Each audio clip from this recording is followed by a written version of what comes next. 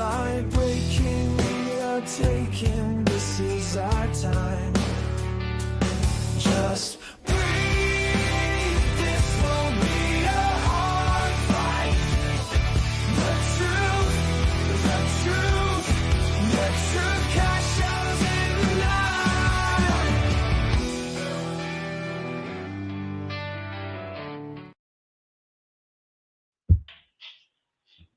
Hey, Richard what's up, Johnny? Farabee. What's happening, buddy? I'm hanging in there, man. It's been a rough week. Rough week.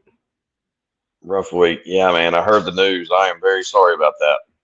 Yeah, it was very sad news that the officer had mentioned in the past that was I had to he was still with us, but he was like on medical, fighting cancer, and I got a call from his ex-wife telling me that he had passed away. So it was pretty tough news for me and the team, and we were mentally prepared for it, but then when it happens, you find out you're not as prepared for it as you thought you were. Yeah. So, Yeah, I know how that is. but definitely dedicating this show to Joe, So he was a subscriber, and wasn't much one for coming in the chat, but he always definitely watched the shows. So, but we're going to miss him. We're going to miss him. Yeah, man. Good guy. Well, this one is for Joe and his family. Yeah. It's really funny because just off the Bigfoot subject here, get on Joe for just a moment.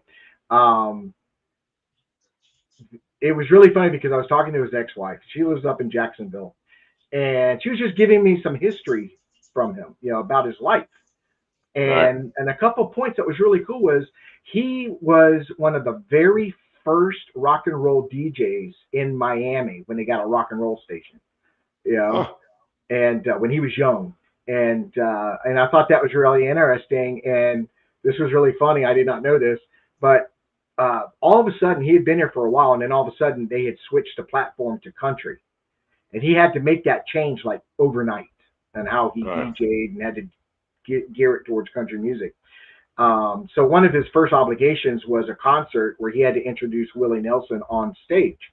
After the concert, Willie Nelson invited him and his wife back to his trailer, where they all blazed with Willie Nelson. And I'm sure I've never met another person. You see it on television, Seth Rogen or Snoop Dogg said they blazed with him. But to actually meet somebody and you work with, and you realize years ago there was another side to him, it was really interesting, and kind of brought a smile to my face, and I thought it was pretty cool. So that's cool, man. Yeah, but that's a funny story. Yeah, I can't remember if I told all the guys that story. I know I told two of them because I haven't got to see everybody yet. If they're aware, I contact them by phone, but I haven't had to see them personally and talk to them and stuff like that. So, but other than that, life is good. The issue I had last Friday with work, that seems to have worked itself out.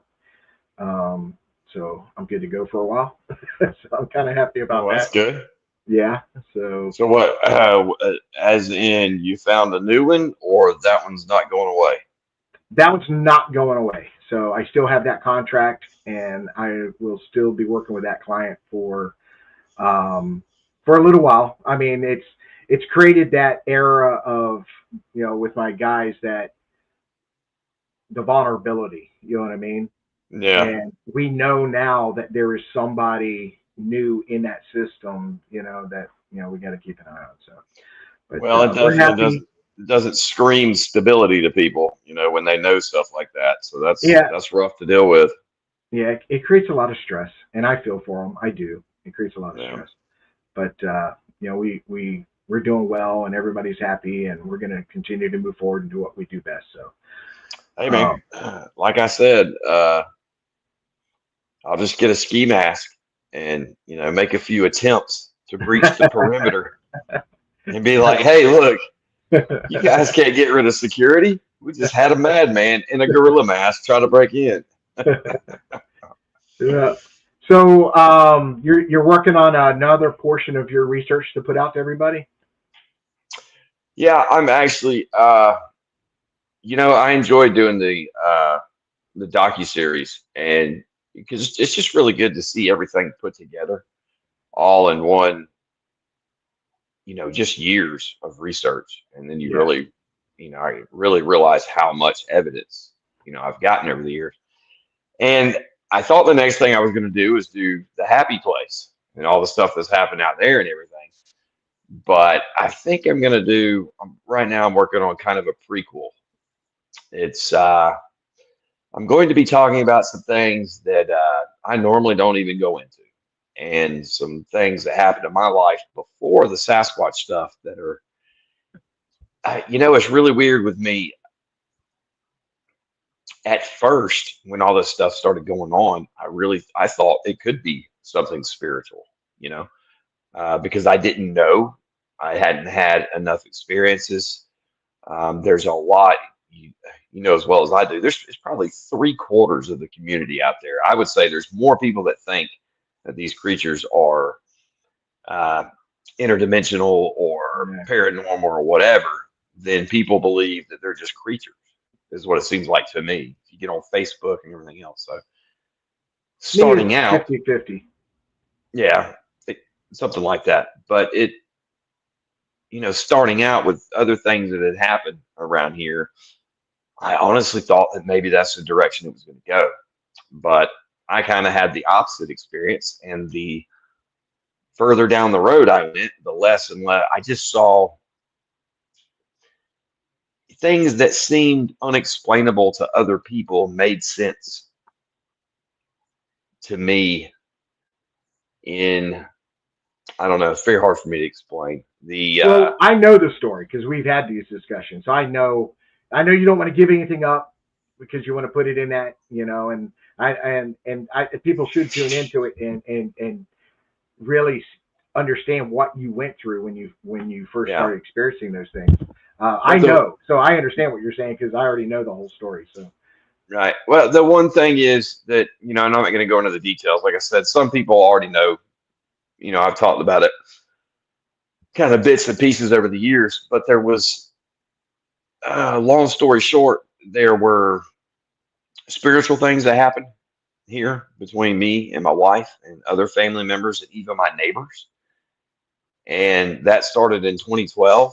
And then there was pretty much a hard stop and all of it quit. And then the Sasquatch activity started years later.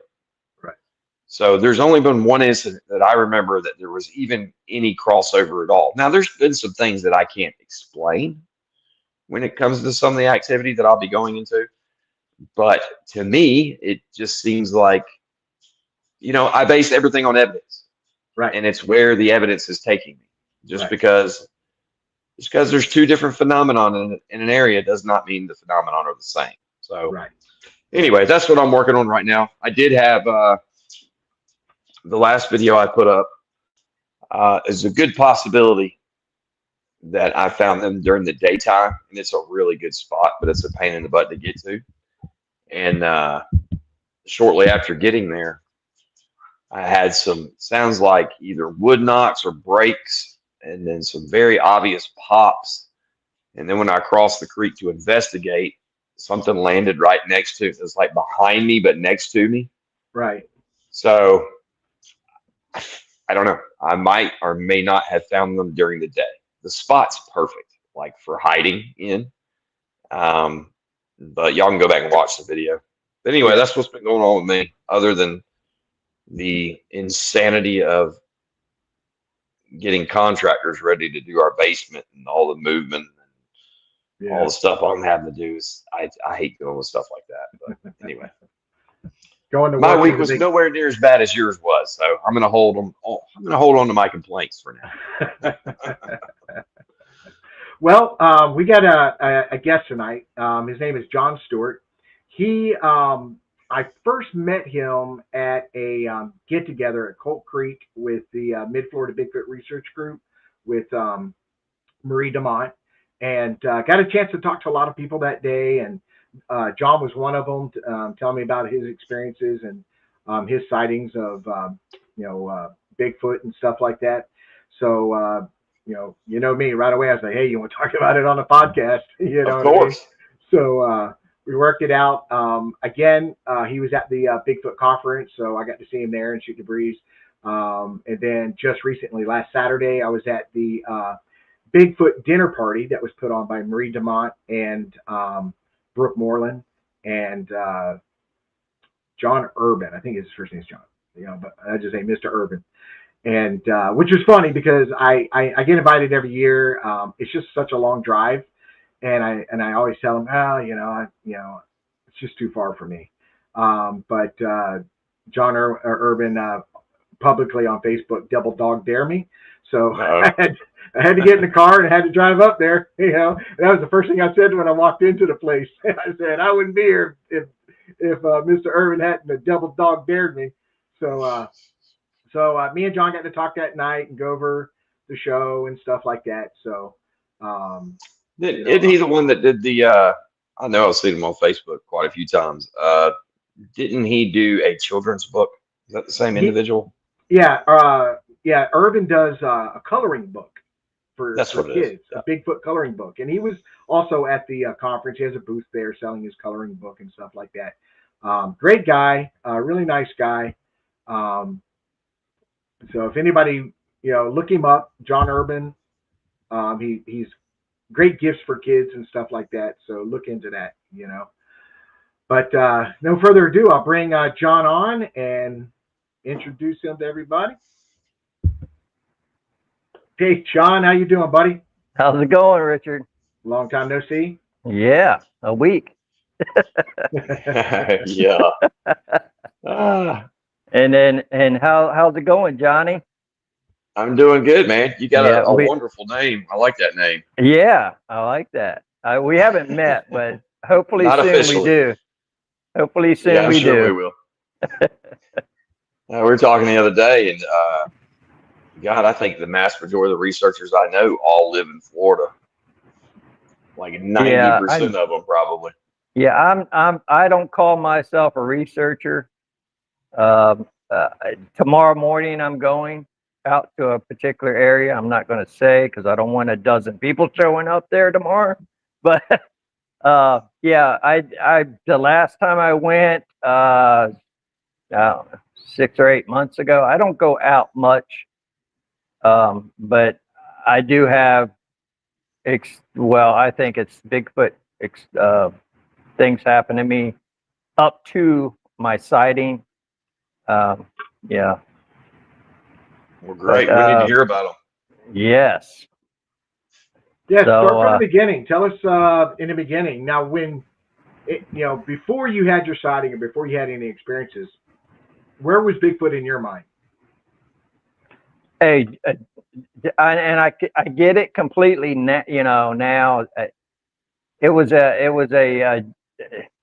I hate to say this because I'm going to get a rats and stuff, but it's like a joke. And I'm sorry for the, but it's not now. not joke at all now. But when I heard of it, like maybe I'm thinking at the most 3 times from childhood till 2003, when I just turned 39 years old then. So I just heard of it like 3 times, but I thought, people are drinking too much, hallucinating things. That's what I thought. I could care less about, Bigfoot because I thought it was a big joke, but it's not a joke to me at all right now. Now, before your first sighting, were you an outdoors person? I mean, were you a hunter? Were you a fisherman? I mean, were you out in the forest a lot? Yes, I would go out. I started hunting at 8 years old with my dad, and or my uncles and or my dad's friends, until I was well up in my teens. I'd go out with friends, hunting, fishing. I'd go down rivers and just walk for miles up and down rivers. And I never thought And I never thought I had an experience until I started.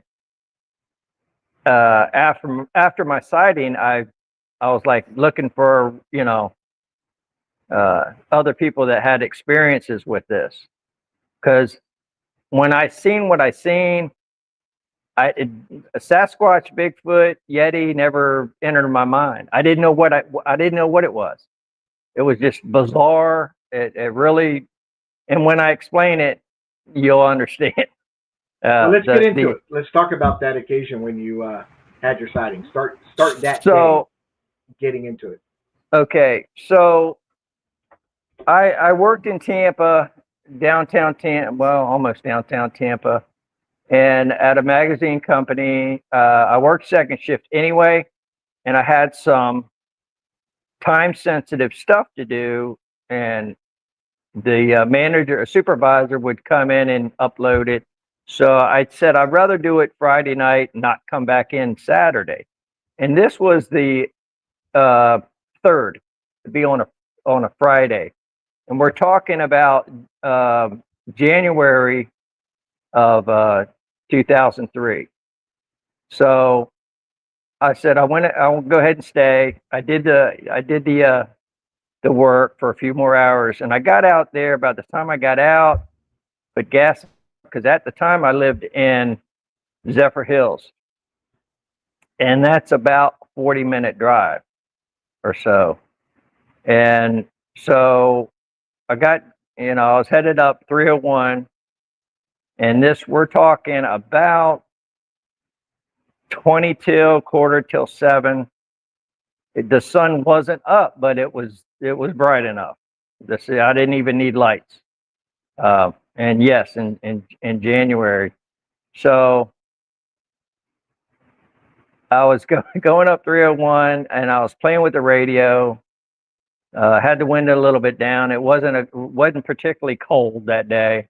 It was a really nice morning. And when I was playing with my radio, I seen movement to my left peripheral. And immediately, in that split second panic, I hit my brakes. So I'm going 10 or 15 miles an hour tops, or probably less. I don't know about the speed, but I know I was going slow. And I looked over, and there was a white, whatever creature you want to call it, Bigfoot, Sasquatch. It was a creature, humongous, 3 foot from shoulder to shoulder. I'd say 3 foot. And me and him, it was a him, that I know. It was when we were looking at each other right in the eye, as I was slowly going by, trying to comprehend what the heck am I looking at. It was in the ditch line, so big feet, I don't know, but it was white, almost silver. That's why for a couple of years I called it silver. So white, but the big black eyes, flat nose, wide mouth, but the lips weren't protruding like big lips. It was just a wide mouth, hardly any eyebrow ridge, but no facial hair, just around the bottom of the chin. I would a little bit there. A lot of hair on his head, shoulders, and side. What I could see, he was almost facing me, just a little bit, looking to would be my right if I was facing him, like in a stance of getting ready to walk away. And he was not moving anything but his eyes. And the only thing I seen move was his eyes, and it's the whites. I could see whites on both sides of the big black pupils, and he didn't move at all. Had large, dark gray. It wasn't black hands. It was dark gray hands on the palm of his hands. Not a lot of hair on his chest and stomach. It was some, but I could see the muscles. Dark grayish skin, and his chest and stomach. And the thing with it's really weird that it had like a bad sunburnt face, a red face. So, and so when I come to, for lack of better words, I looked up because this is Saturday morning on Highway 301, and make sure I wasn't in traffic. I was looking around, nobody was behind me. But when I looked back over to see him, that by then he was beyond my side vision. I had to almost turn around. It was gone. So I immediately looked in my rearview mirror. It was a little bit of bushes on the other side of the street moving. So he just shot across the 301 and to the like a swamp area. And it was a little bit south of if anybody's familiar with that area, it's a little bit south of Hillsborough State Park.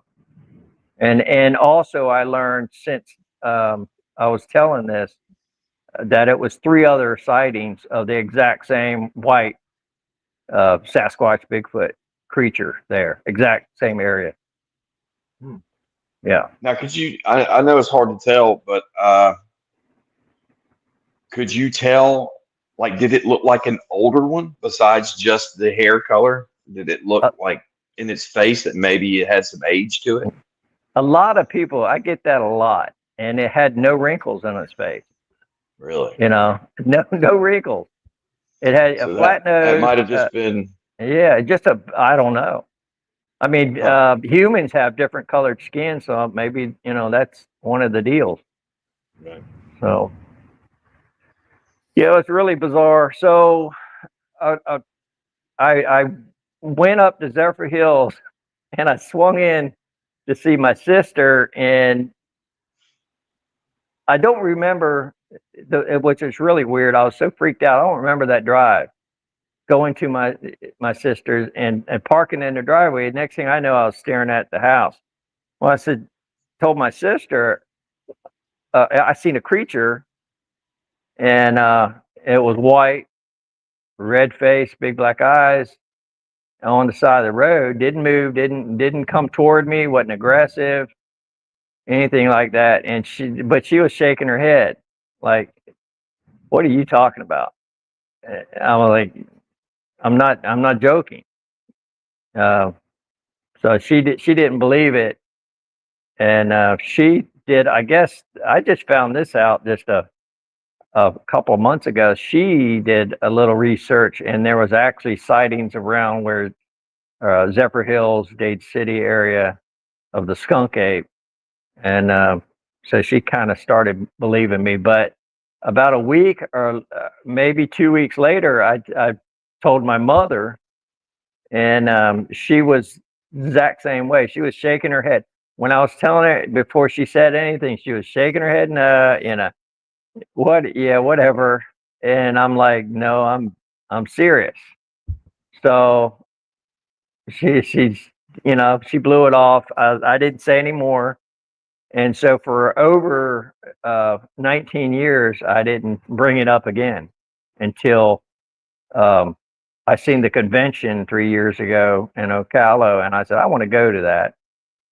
And I started mentioning it for some information, and Marie Dumont got back with me. I think she was hosting that year 3 years ago, I believe. I could be wrong.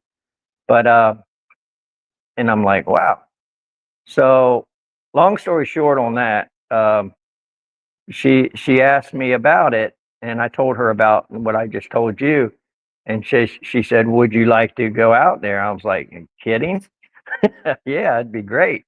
So her and Chris Hansley went out to that area, and we just walked around. I told my story off camera because I was at that time I didn't know what to expect. I didn't want any more negativity. But since then, I could care less. I got so much positive energy and positive people coming toward me that it really doesn't bother me anymore. So the negativity. So yeah, I started telling more and more people. been on, I think this is the 7th podcast I've been on. One podcast I've been on 3 times. Just telling a little more. Some people want to know about the white one. Some people just want to know what I know. And unfortunately, like I said, I'm not a researcher per se. I just like to hear the stories. I like to go out. I do like to look, but it's a rarity. And that's the one I have another sighting. And both times before we move on to that one, let's answer Yeah. this question before we move away from the white one real quick, so we don't have to backtrack. Wind Clan Ken says, are white ones very common in Florida? I've not heard much. I am a researcher, and I've heard stories of white ones, but I absolutely don't think it's common at all. So yeah, not common.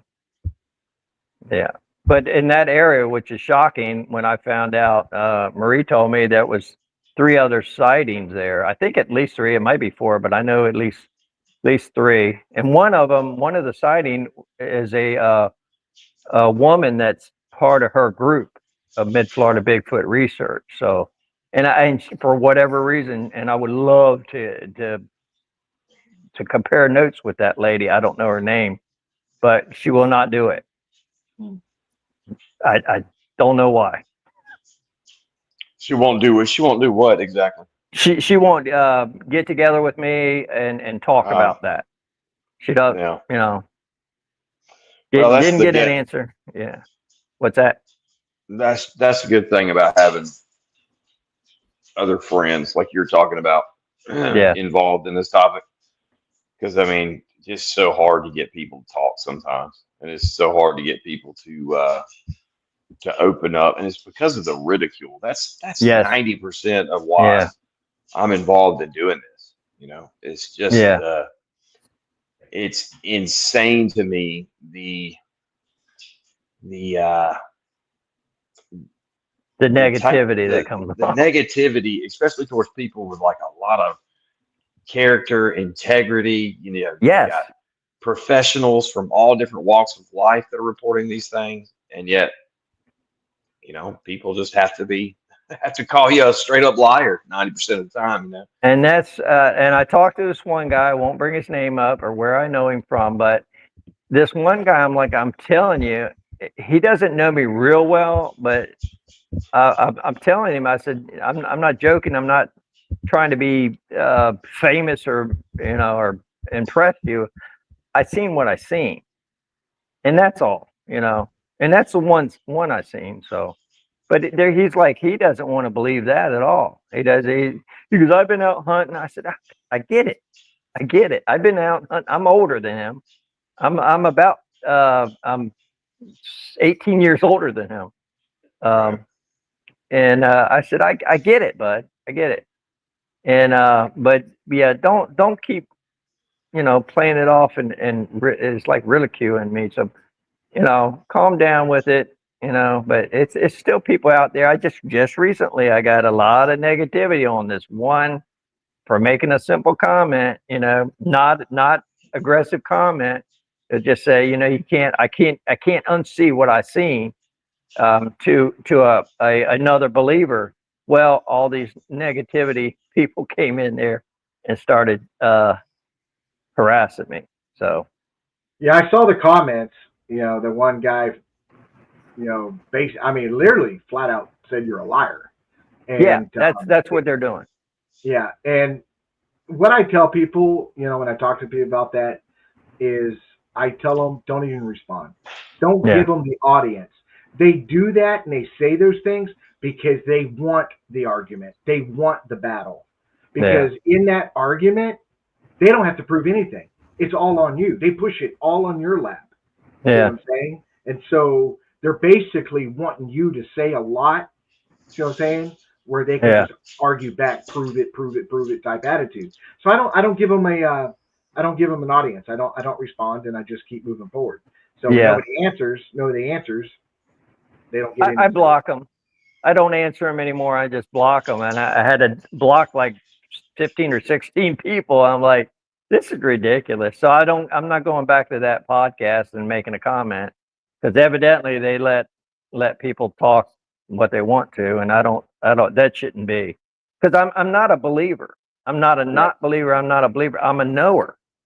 I know what I don't know what I seen, but I know it wasn't a normal thing I seen. Is the best thing, and you can call it Bigfoot or Sasquatch, but whatever.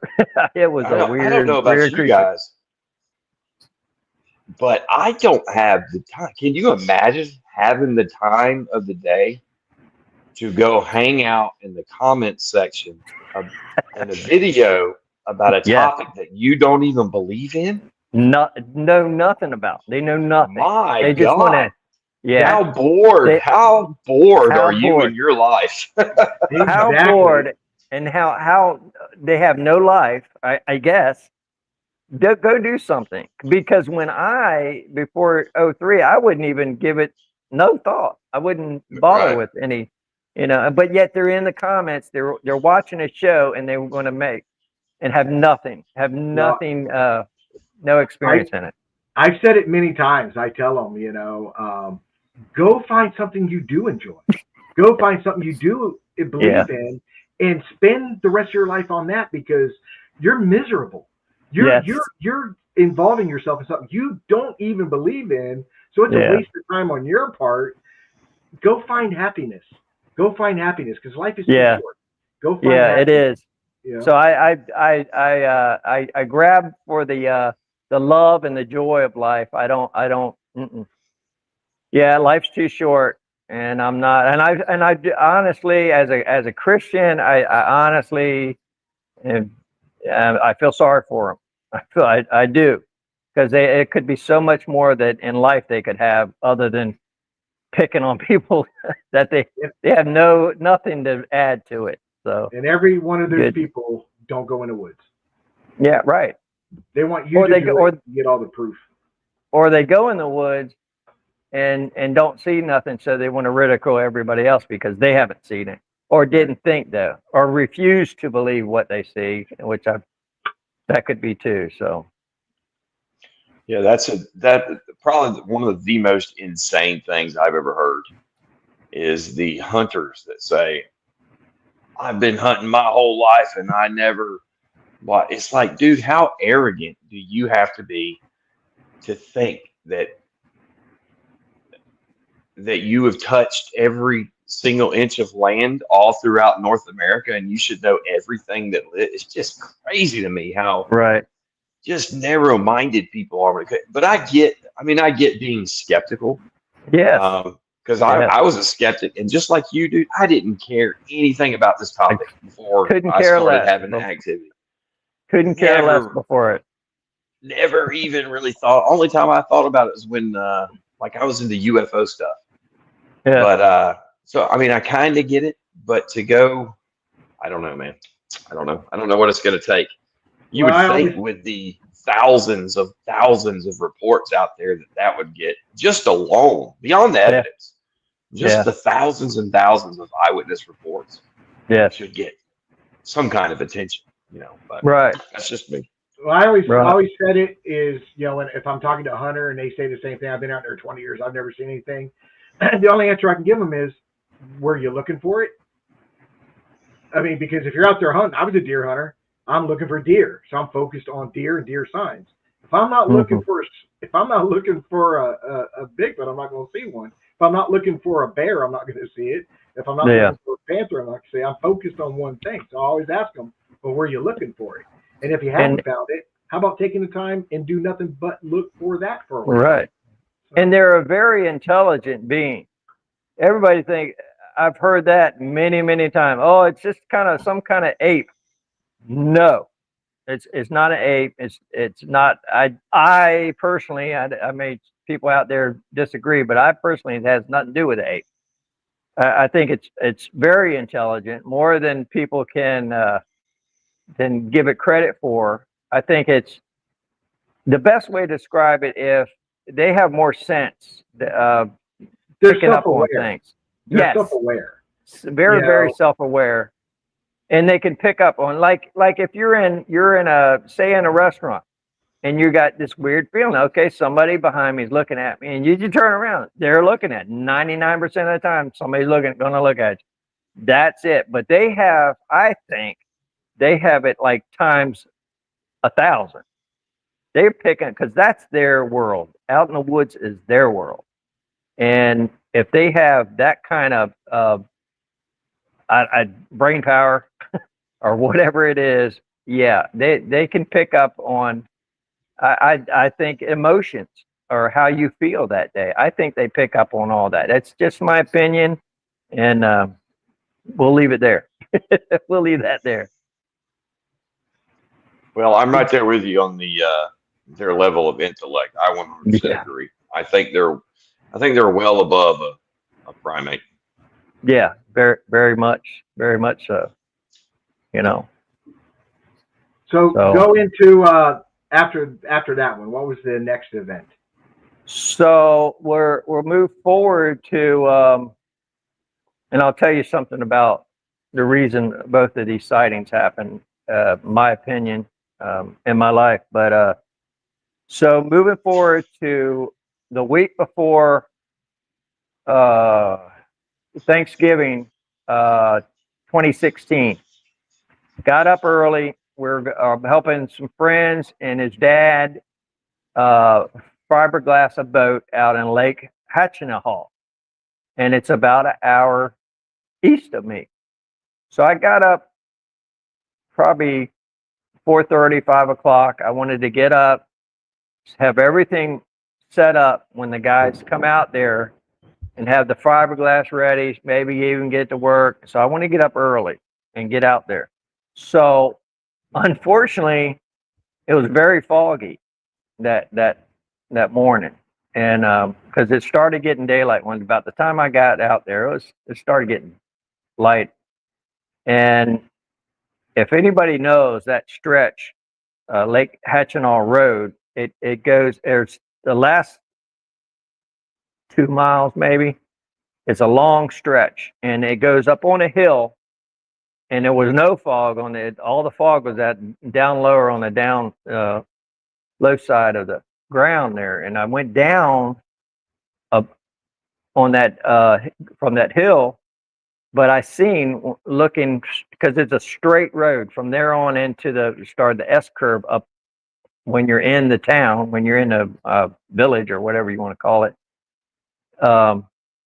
Then it starts getting S curves, but there was something right dead in the road, standing tall, and I'm like, I'm looking, and we're talking. Oh gosh, over a mile away. I'm seeing this one thing, and I'm thinking, I don't remember seeing a cypress tree close to the road of this road. Everything's several 40 yards off of this road because there's a fence there, and it's all cleared cut. And I'm like, I don't know what's going on. So I'm going slow anyway because it was foggy. Had my low beams on. I was in an SUV at the time, and the fog was just above or right at my hood of my truck, and it's like 4 feet um, from the ground. So as I'm getting closer, I'm only going like 25, 30 miles an hour. Like I said, it's pretty foggy, and I'm trying to rationalize what I'm looking at. It's not moving, and I don't know what it is. I'm still thinking tree or something, or pole or with moss on it. So I'm starting to get closer. I was probably a quarter mile or so from it, and and I'm thinking accident. I'm thinking, okay, I'm trying to rationalize what I'm looking at. Okay, all right, a truck, a log truck had an accident because it's foggy. So that's what I'm getting into. So I started getting close. I hit my bright lights to see because I don't want to hit anything else. It was foggy, and I wanted to see reflection from uh, reflectors off of a car or something, and I don't see anything. But when I hit my lights to look, it it was it ducked down facing my left, ducked down and shot like a the quickness is unreal. It's wild how fast this thing dropped down and took off to my left, and it was medium to light brown hair. And I'm telling you, when the fog was 4 feet, you know where the fog was on that thing? It's to his knee. So it was very tall, skinny, very skinny. Wasn't bulky like the first one. This one was very skinny, but very tall. And I was scared to go any further on down that road, but I did. And I didn't smell anything. I don't know if skunk ape or not, but it was yeah, that was freaking me out too. But I think what I was going to tell you, right before my first sighting, a bad thing happened in my life, and I couldn't get it. And this goes to religion, I think, but I couldn't get it off my mind. It was always on my mind. I'm playing the radio. I told you I was playing the radio, trying to find a good song. And I think in my personal life, the Lord said, "Let's get your mind off of what you're thinking. You're thinking, always thinking about the past, a negative thing about the past. Let you get your mind off of that." That's what I personally feel.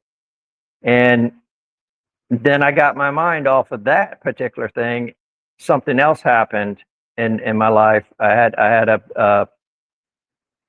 my oldest sister passed away, and that was everything to me. She was my best friend. I could talk about anything about to her.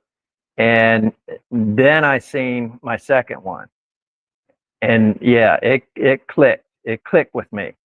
To me, I believe.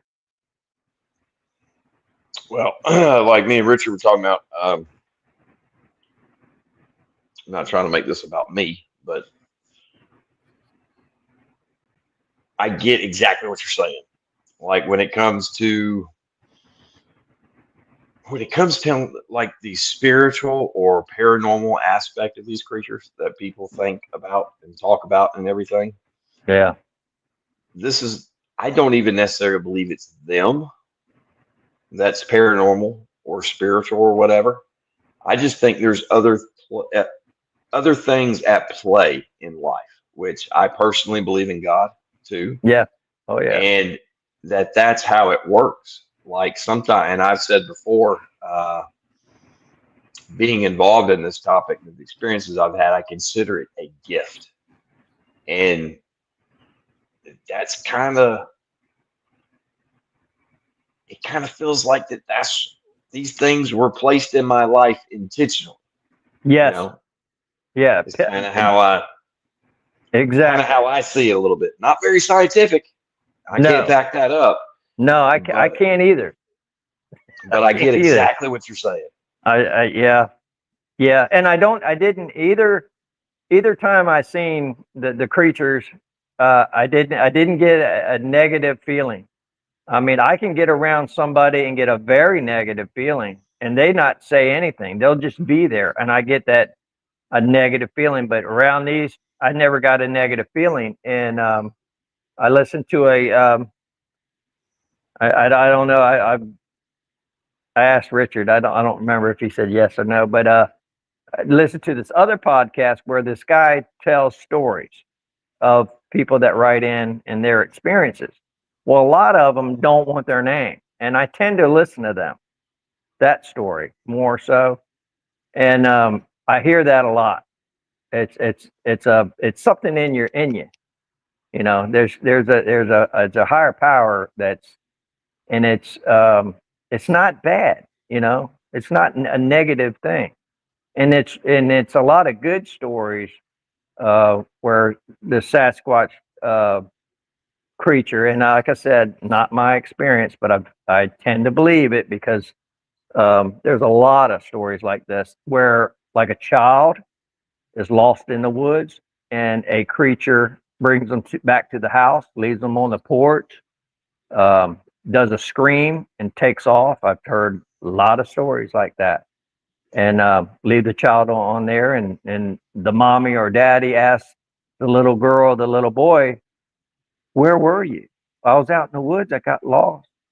Well, how'd you get back? Oh, the hairy mama that brought me, or the hairy guy that brought me back. And I hear a lot of it, a lot of them stories. So I don't think it's I don't think that creature is a bad creature at all, or anything to do with evil, because God created everything anyway. Well, I agree with that because I have made comments in the past because there are certain people that feed off of fear and they'll say, "Don't go in the woods; these things will kill you," and this and this Yeah. and this. But if you, I'm a forensic guy. Give me stuff that I can touch, feel, read, measure, smell, whatever. And when you read the reports, the majority of them, 90 something percent or better, are passive sightings. Yes. Where the thing ran in front of them, or they saw it from a distance, or they walked across the trail at the same time and looked at each other, and it went its own way, and it went its own way. Even throwing rocks or pine cones or anything like that, I still think is passive. I think they're just trying to get our attention. Get your attention. They're not throwing giant boulders trying to crush you. I think they're trying to get our attention. So I think for the most part, they are not an aggressive, angry creature. You know what I mean? No. I think they're more passive. And Yeah. I think, would you say a deer is aggressive? But yet there's people been attacked by deer. But for the most part, deer run from you. So yeah, that's just the way I see it. Well, there's two completely different things in between being prone to violence and being capable of violence. Right. Like these creatures are capable of it. Right. These creatures are they're capable. Like me, when I go in the woods, it's like I just kind of give up. There's no point in being super scared because there's nothing you're going to be able to do about it. You kind of just make that decision and you just go and do it because you don't have a say so. Yeah, you roll with the punches and handle whatever situation you got to handle. Yeah, the best you can. Right, and if they decide that they're going to do something, there's nothing I'm going to be able to do about it. But nothing you can do about it. And I've always said this: maybe the activity or the ones around my property are different than the ones in other parts of the country. So I'm not going to tell people to go out and start trying to pet them. If you live in Colorado, I don't know what they're capable of. If you live in the Pacific Northwest, I don't know. I don't know the creatures that you've dealt with or seen or whatever. But what I do know, for 7.5 years now, I've had consistent interactions, and none of them have been violent at all. Yeah. So I don't know. I go by the evidence.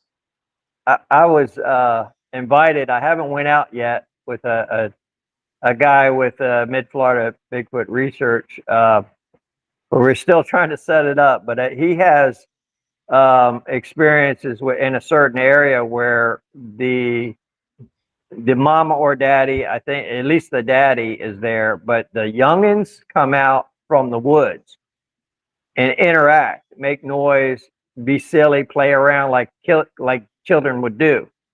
And these are the young Bigfoot, and it happens when he brings his son, which I think is fantastic.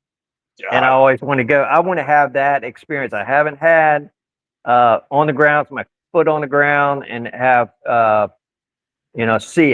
see them there and interacting with them. That would be one of my bucket lists to say. Oh yeah, yeah, man. I'd love to do something like that. Man, it would be great. Be great. Can you say who that is?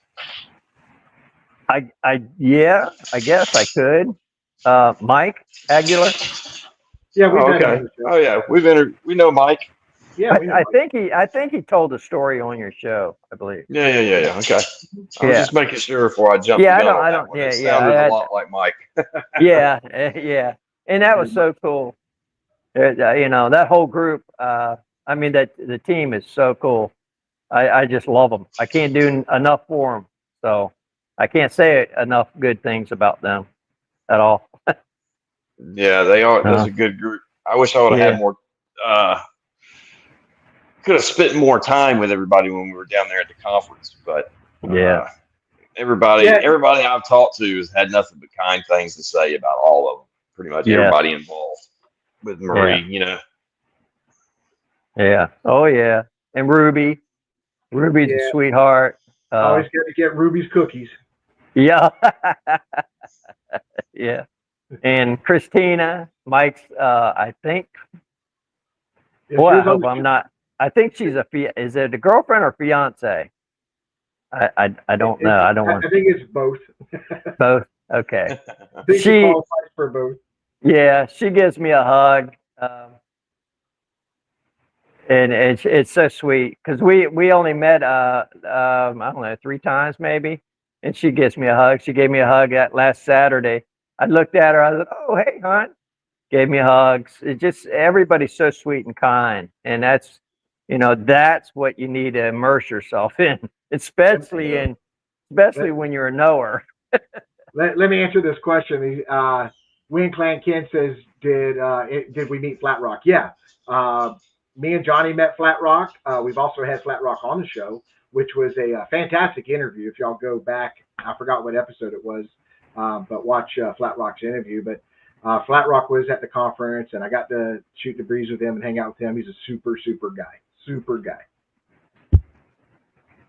Yeah, me and Flat Rock have a lot in common when it comes to what's going on around our properties. I actually met Flat Rock, I want to say 3 years ago now at the Molina Festival in Georgia. He came up. We sat down and talked to him, and he went over all the stuff and talked about Stacy Brown and other people coming over there and everything else. So yeah, Flat Rock, he's good people. He's usually in our usually in the chat, isn't he? Yeah. A lot of times. He pops in quite a bit. I think there's other things going on. I think maybe Dirt Road's got a show tonight or something. I can't remember. But Flat Rock, yeah, he's cool. But me being independent in Florida, and I know pretty much all the researchers in the state. I've come across them, or I've had some level of association around them, or I've seen them and stuff like that. They're all good people. They're all very nice people. You know what I mean? Well, I think old Mr. John Stewart here is headed down the road of being a Sasquatch researcher. Yeah, he doesn't know it yet. That rabbit hole's right there. He just doesn't know it yet. Oh, I've already went down several rabbit holes. But right now, I just got other things in my life I've got to deal with. I don't have between church alone takes a lot of my time. So I'm working around there. I do the yard. I share now. I used to do all of it every Saturday, but yeah, I've got some guys crew with that do. I only go like maybe once or twice a month and do the yard with church and stuff. So, but yeah, I'm trying to get some free time to go, because I was offered to join the team for Mid Florida, but I took Marie out. I wanted to talk to her. We went to a restaurant, and we were eating, and out of the clear blue, which I told Ruby, and I guess Ruby told her. I heard, she goes, Marie says, I heard you want to join. I said, I would love to. I said, but what really, I don't have. I wouldn't be putting in what y'all put in, and it's not fair for me to join and put like maybe once a month to go out, and that's not fair. Marie goes out every single weekend. Mostly Ruby goes with her. Probably at least twice a month, or maybe 3 times a month. And Mike goes and does his thing with Christina out and his kids out there. So yeah, I can't. I'm not going to feel comfortable being a team member when I go out I'm trying to go out once a month. Yeah, Well, that's don't not look at putting it in that it. way. Well, there's Don't look at man, it there's a that lot of people that only can get out once a month Yeah. or once every. And one of the researchers that I actually had uh, two of my sightings with, a guy named Scott DeForest. He's about as useful as could be in the woods. He knows what he's looking for. He's had experiences. He's gone out with the BFRO and everything else. But as long as I've known him, he can only get out once, every couple months or something. Some Yeah. people, just because you can't go every weekend, I wouldn't cut it off, Yeah. altogether or whatever. But that's Yeah. that's all on you. That's the unfortunate thing about this. Maybe not really unfortunate because I enjoy it, but we're all, just about everybody doing this. We have to work for a living. We Yeah. can't dedicate, like 75% of our time to doing this. Yeah. I believe if there was more people that could, I believe that if there were actually people that could make a living just researching, I think we'd have a lot more answers. Oh yeah, that would be great. Well, But I think it takes whatever time that you can give them, just make it quality time. Just be a very if it's one day or one weekend, just be very proactive during that time and help out as much as you can, and take in as much as you can. And then if it's a month later you can't do it again, then it is what it is. You know what I mean? It's the quality time that's spent. See what I'm saying? Oh, I love the time. Like I said, I'm going in the morning. I'm getting up at 4 tomorrow morning and going out with somebody. Um, um, not Marie or Ruby, but somebody. But I love it. I love that time. I love getting out there. Just getting out in the woods will make you feel good. It Oh makes yeah, you feel definitely. energetic. Your senses are like on hype. Well, mine, I don't know about everybody, but when I get out in the woods, I can see better. Even though I got glasses, I can hear every little thing, and I'm looking around. And I'm got to the point. I have night vision, but I used it twice going out to that area where I seen the white one, and that's where I'm going in the morning actually. But when I use that night vision, that ball when I'm walking and standing, that baller's I get like dizzy because Yeah. it's one eye you can't see out of when you move it away from your eye, so No. it kind of triggers that vertigo. Right. So But yeah, I'm not bringing it, and I just use flashlights and stuff. yeah, it's I always tell everybody, the first hour you're in the woods, I use that time to get to the area I want to get to. Because after an hour, that's when your senses really relax and you start smelling things different, hearing things different, seeing things different. You don't have the day to day urban stuff going on around you and stuff like that. So you'll see a difference. If anybody goes for a hike, an hour later, things are different. Yeah, And you're energized. The forest really, really absolutely. re-energizes your body. Somebody told me I should, take my shoes off and hug a tree. Yes, They and say get grounded. they say it grounds you and you get this energy and stuff like that. And Oh the yeah. week that I have, I'm not hugging a tree. I'm going to have an intimate relationship with it because I've had a rough week. Yeah, Ruby. I never did that, but when I went out with Ruby last year, um, yeah, she was touching trees. She's all into that. And she said, "Well, come here, touch this." It was a big old oak tree.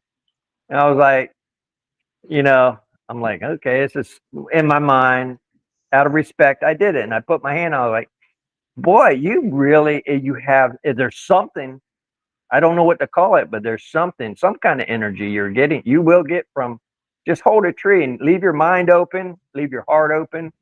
Don't have anything negative, and you touch that tree, there's something.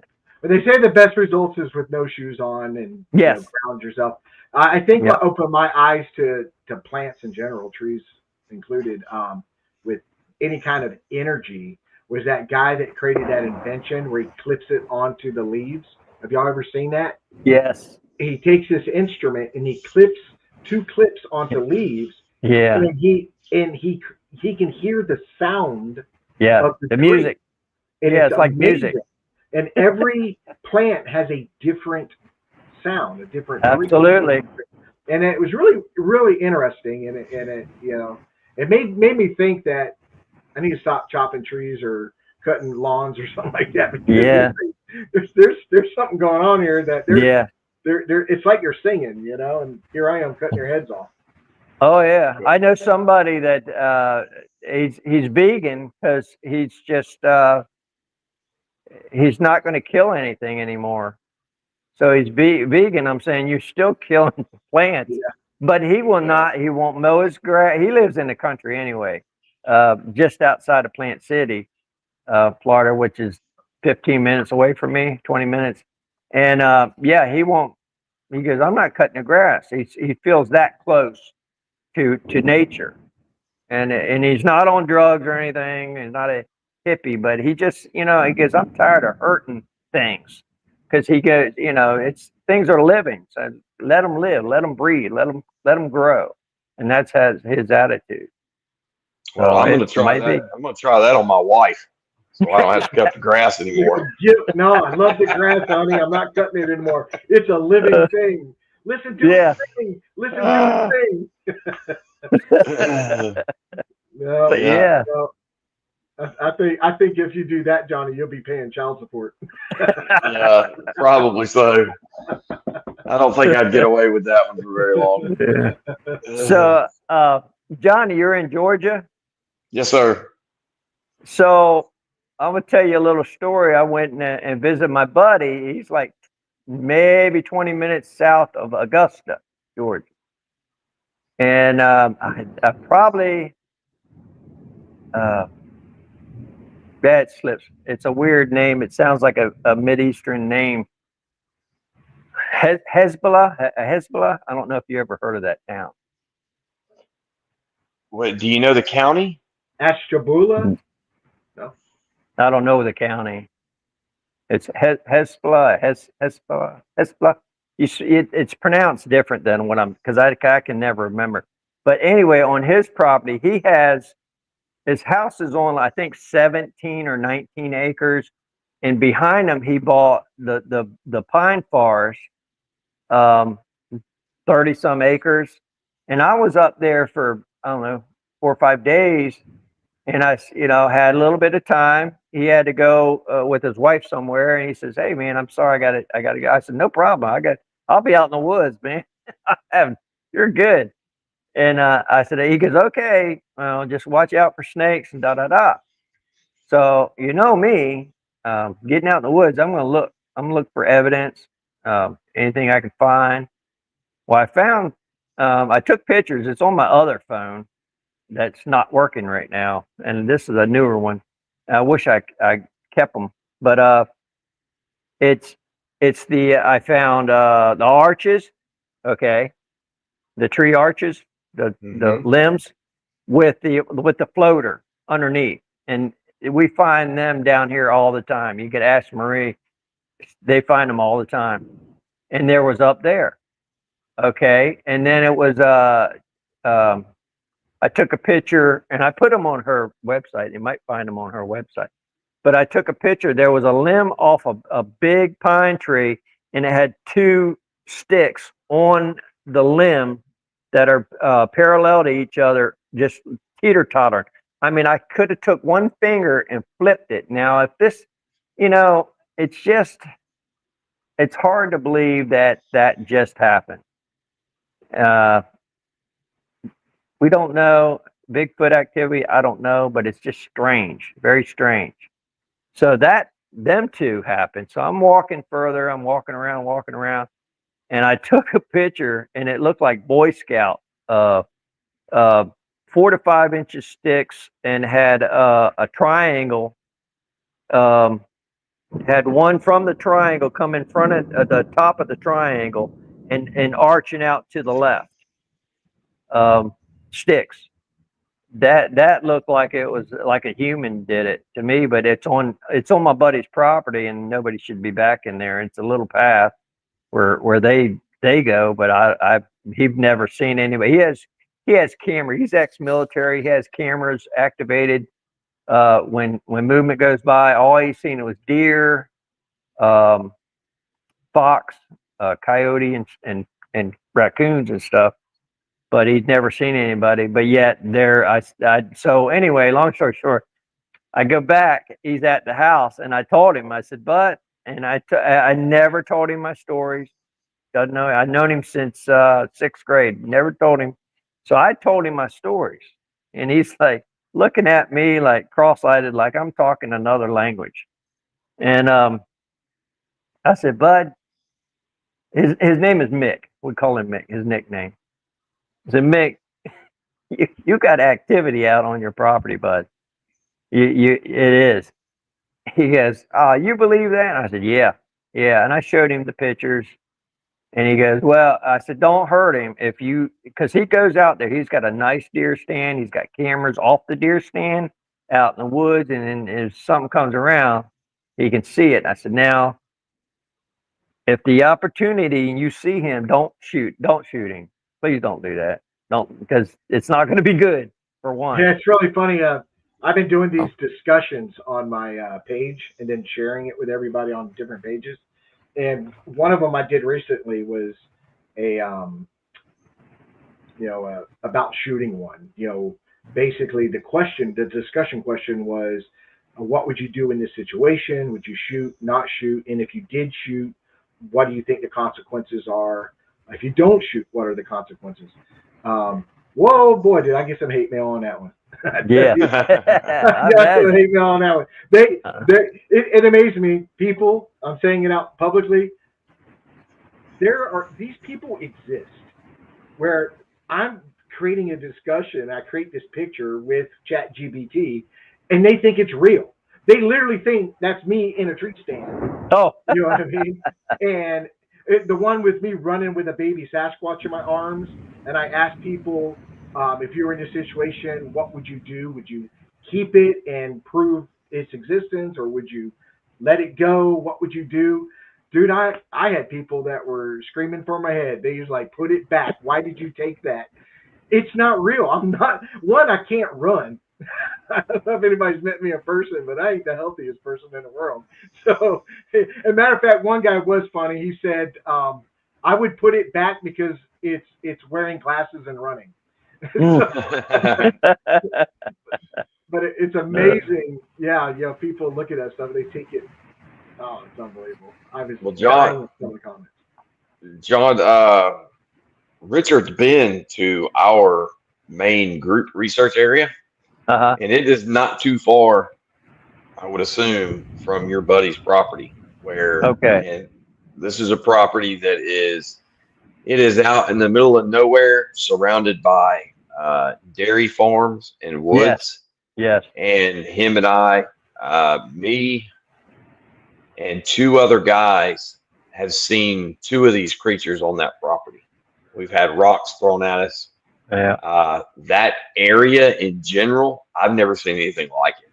Like, it's the habitat is absolutely perfect, and it's amazing to actually research in, because up near where I live and further north, that's the hardest part about researching in North Georgia is you don't have a lot of flat land. You can't just spread out and walk for 45 minutes in a straight line. Yeah. But that part of Georgia is perfect. It's got everything you want, and I know for a fact that's because our team member, and the reason why we started going out there is because our team member, Happy, he had an incident when he was 19 years old on that property. And where 2 of these things came up behind him while he was hunting and screamed at him. Oh, and it scared him so bad he passed out. Well, he he woke up. Everybody say hi to Flat Rock. He just jumped in. Flat Rock here. Yeah, he just. But he woke up in the front seat of his truck. Has no idea how he got there. Yeah. Well, initially when he told me the story, or I heard the story from my other partner, I was like, nah, that just sounds so far fetched. You know, I don't know. I just didn't really believe him until I talked to him. And I'm like, man, I think I really do believe this guy. Well, we went out there. The first day we found pretty good sign that they were out there. And then that night we had very close interactions. We had rocks thrown at us. Vocalizations that we recorded that they were, just inside the wood line. And then eventually, I think it was our third trip out there is when we had the sightings. But the whole point is, if you look on one of these, like the Bigfoot Mapping Project or the BFRO or whatever, there's no reports from that county. Oh, wow. But after he started telling his story, he had like 3 friends and 1 family member come forward and tell him about the experiences they've had in that county. So from one person telling their story, that's why I love doing this, because you get the more people we get to come forward. Somebody's going to know you. Somebody's going to connect with your story.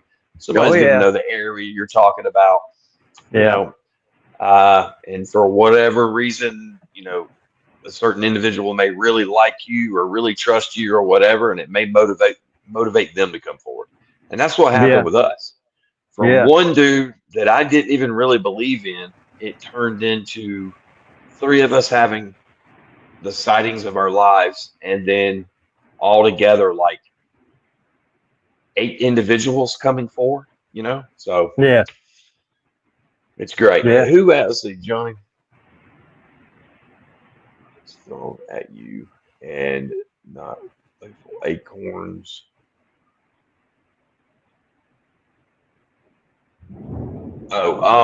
I know that it was a rock because we heard the sound of a rock hitting my brand new vehicle. That's why we know it was a rock. That's what the question was. They're asking how I knew it was a rock and not acorns, pine cones. Not acorns. Yeah, I'm sorry. It's so small on my end, I could barely really. Well, it's because the answer to that question is because we heard it and we actually recorded it. So it's definitely a rock hitting my vehicle, and it was a brand new vehicle, and I was very upset by the whole thing. So yeah, I go up North Florida, Sop-Choppy area. It's well, I don't know. You might have been in Apalachicola National Forest. Yeah, Johnny? I know where Apalachicola is.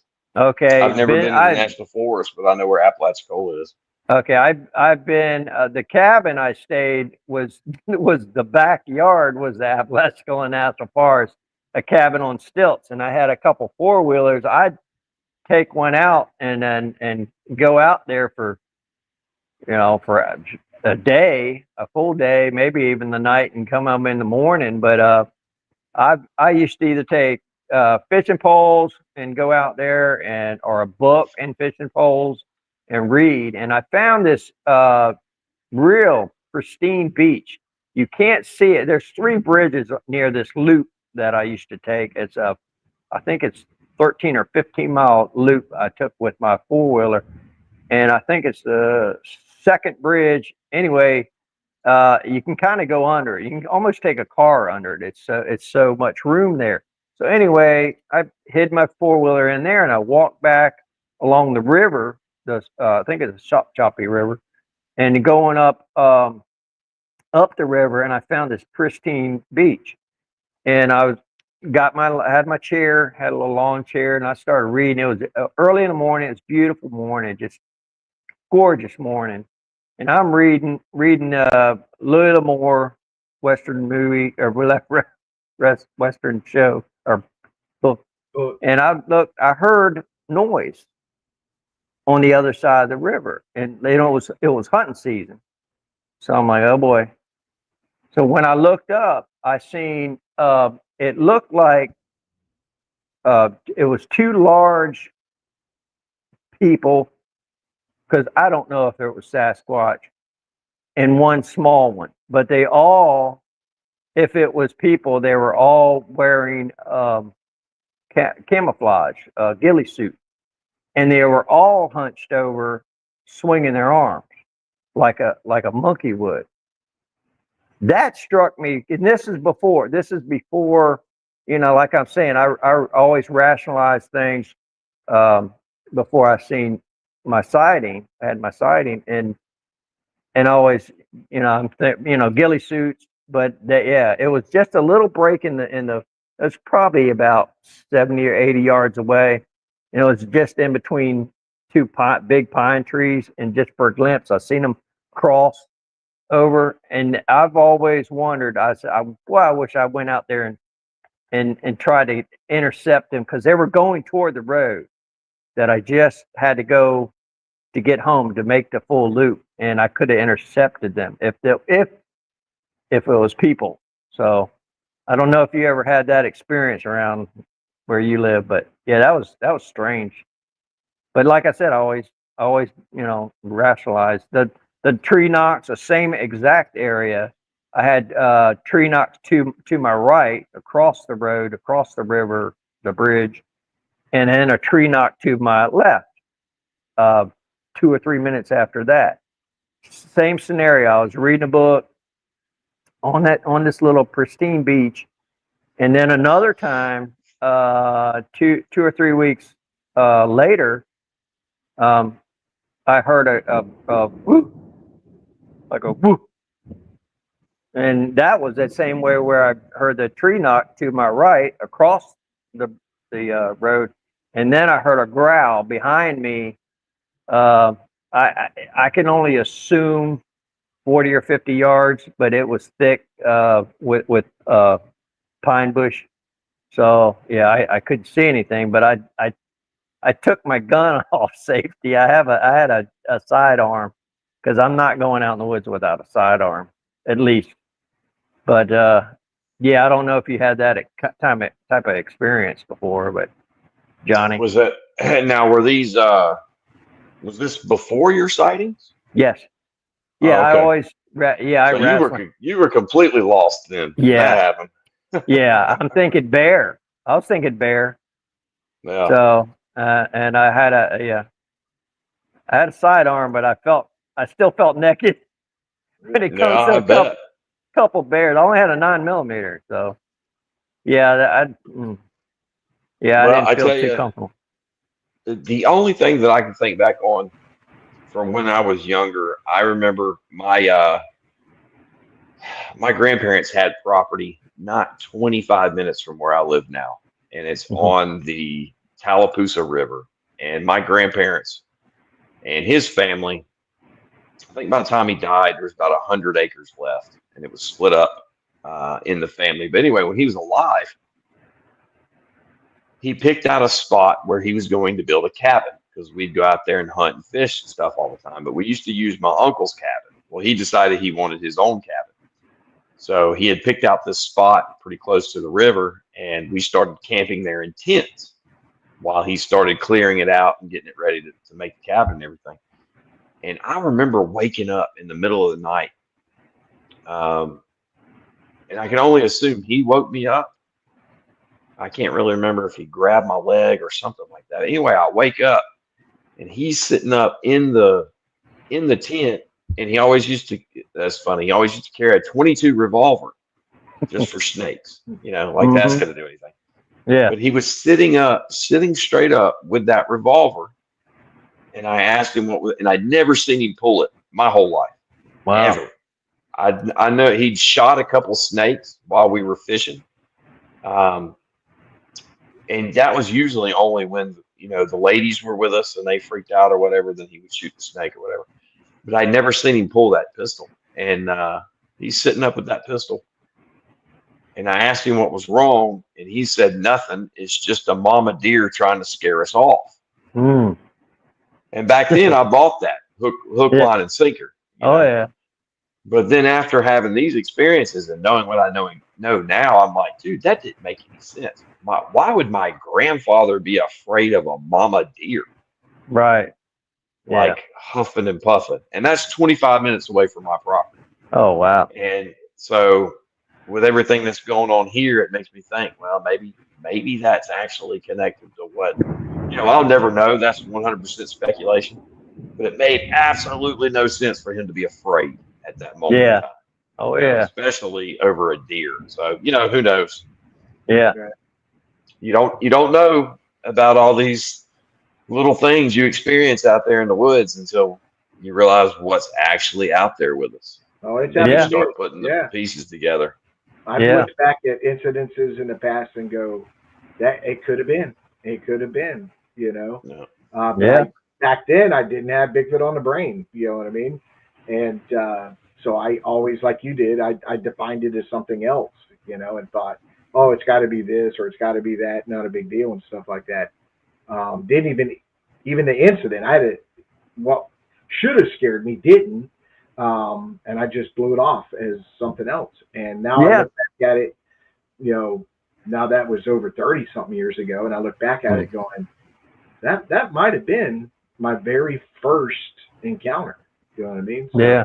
you never know, but that's that Yeah. rabbit hole. That's that rabbit hole. Yeah. And the more I tell my story through to friends I know for either 4 or 5 years or 14, 15, 20 years, they I tell my story and they come up and say, well, wait a minute, let me tell you mine. And I get this all the time. They said, well, like a buddy of mine, him and his brother back in, he's my age. He's a year older than me, 62. But he went in when he was in seventh grade, I think, sixth or seventh grade. Him and his brother walked to school in Plant City, uh, and seen it was up. They had to walk across a railroad track wherever it was. I can't remember what road that was. I wish I remember that story. I got to call him, but he seen a skunk ape. It was about 6 foot, about as tall as his dad, about 6 foot, and it ran right across 30 feet in front of him across the path, just like flying. And I'm like, are you kidding me? Yeah, I said it was that close. He goes, yeah. He goes, me and neither one of us wanted to keep going to go to school. We wanted to ride because it really freaked him out. But it was a really dark, dark brown, almost black. He said, and about 6 foot. It wasn't big at all. It's like a shape of a man, but it was flying. It wasn't anybody in a suit in what, in the 70s, I guess it would be. So yeah. But yeah, I hear that a lot. A lot of my friends are starting to open up, and I love it. Well, that's the great thing stories. now is there's so many platforms that people have to discuss this. There's different blogs and YouTube and Spotify and the internet in general, where that it wasn't available 20 years ago or 30 Right. years ago. So now it's a community where there's a lot of outlets that you can talk to people that are like-minded or had their own experiences and understand. That's why I said earlier, don't waste your time with people that want to criticize. There's more people that you get in contact with that won't criticize. So Yeah. I started getting a little more confident because I mean, when I seen that creature, you had to think, and people think you're crazy. Well, you question yourself because well, we I don't are know. crazy. I don't know what. Yeah, we're crazy, and it keeps you from going insane, as the song goes. But I'm just, I'm thinking, wow.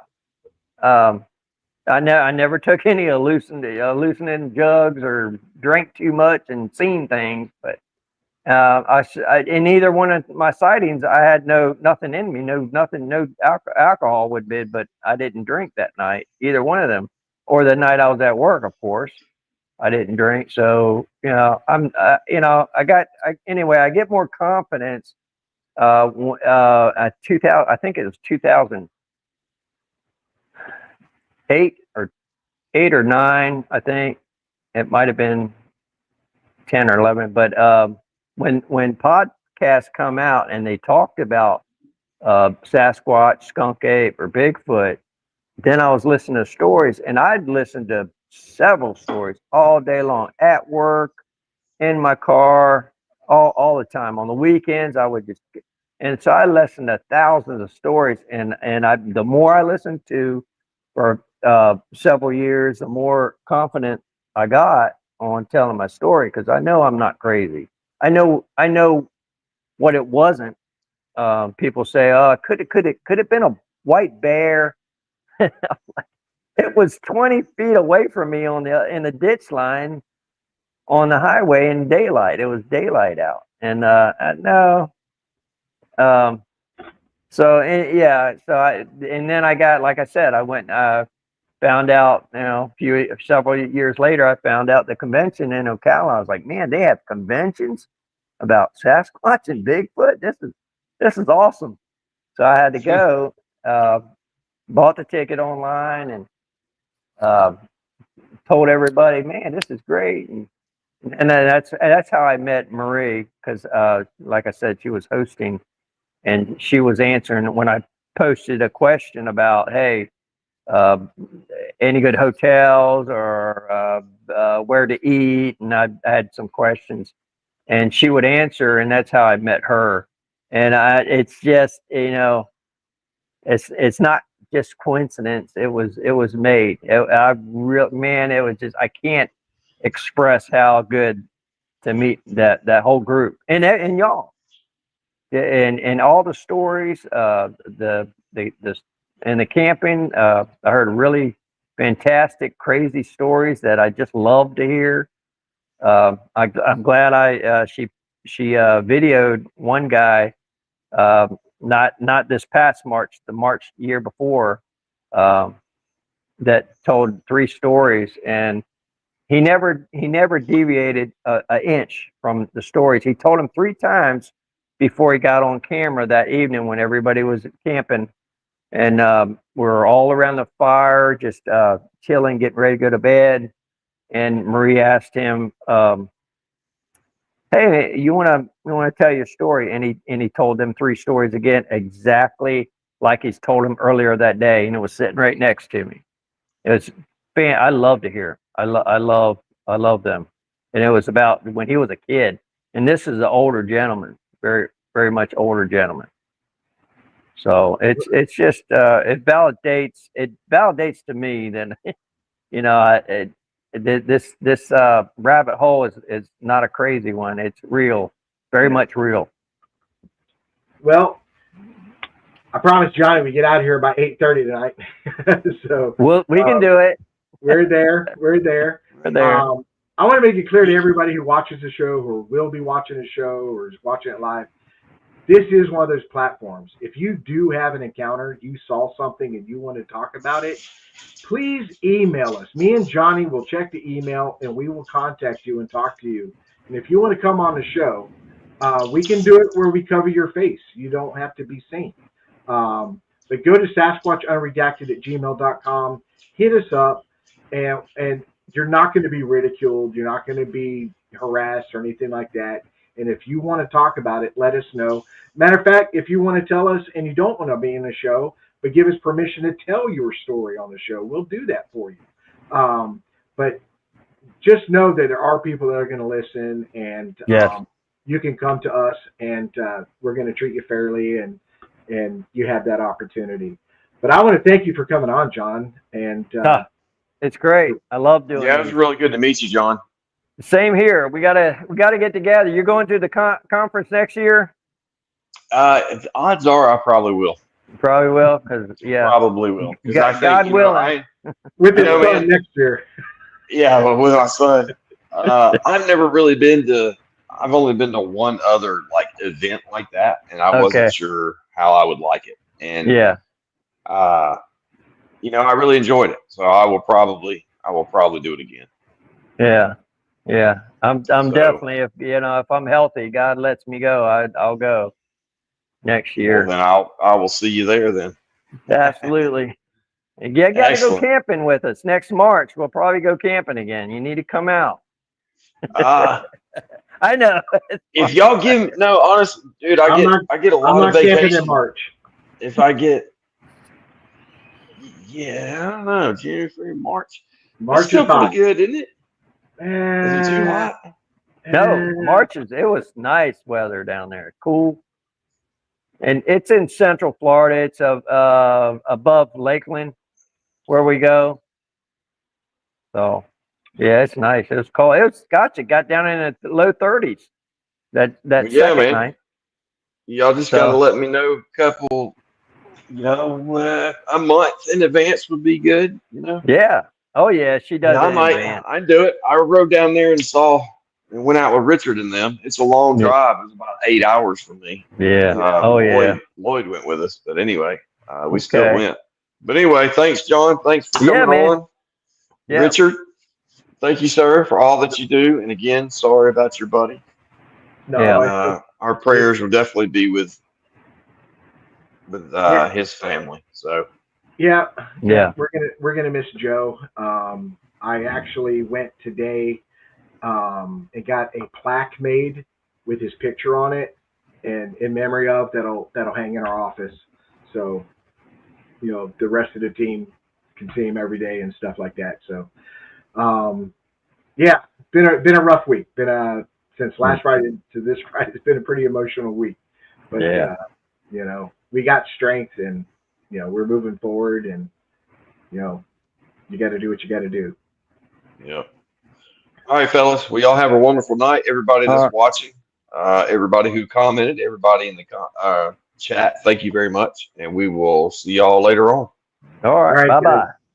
Take care, and God bless everybody in the chat room and everybody watching the show. Have a great weekend.